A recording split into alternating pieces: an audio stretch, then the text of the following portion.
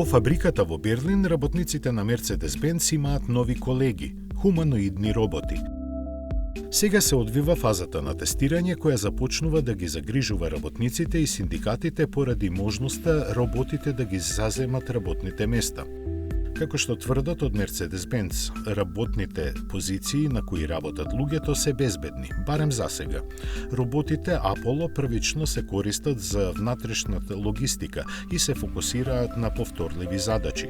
Тие можат да преместат компоненти или модули на производната линија каде што квалификуваните техничари ги собираат и ги инсталираат во возилата.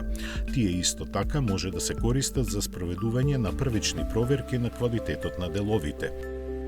Она што е интересно е дека вработените во Mercedes-Benz не стојат само наоколу гледајќи како работите ја вршат целата работа, бидејќи тие се вклучени во обуката на хуманоидните роботи преку телеоперација и проширена реалност.